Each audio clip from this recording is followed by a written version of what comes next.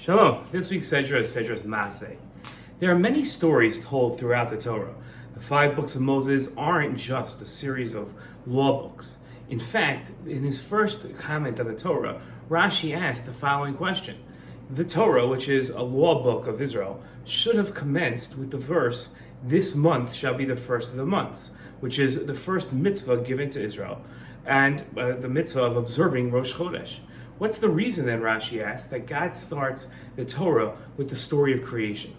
Some of the stories recounted in the Torah are more exciting and their lessons more explicit than others.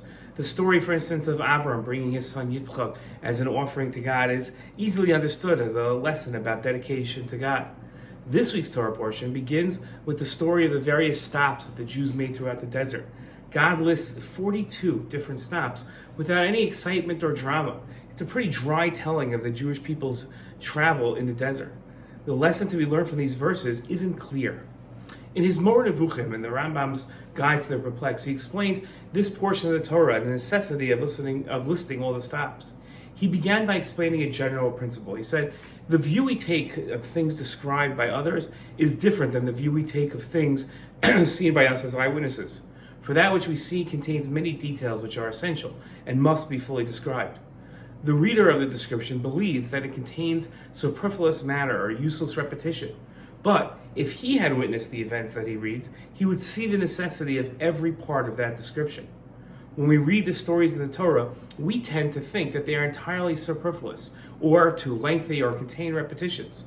But that's only because we don't see the particular incidents which make those narratives noteworthy.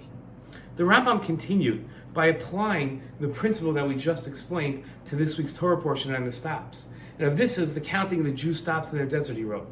At first sight, it appears to be entirely useless, but it was indeed necessary that all these stops should be written.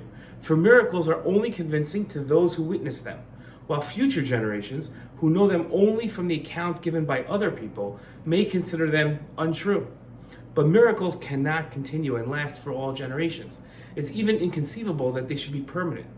Now, the greatest of the miracles described in the Torah is the Jews stay in the desert for 40 years. They had a daily supply of manna. This wilderness, as described in the Torah, consisted of places with, as the Torah says, fiery serpents and scorpions, drought, where there was no water, places very remote from cultivated land and naturally not adapted for the habitation of man.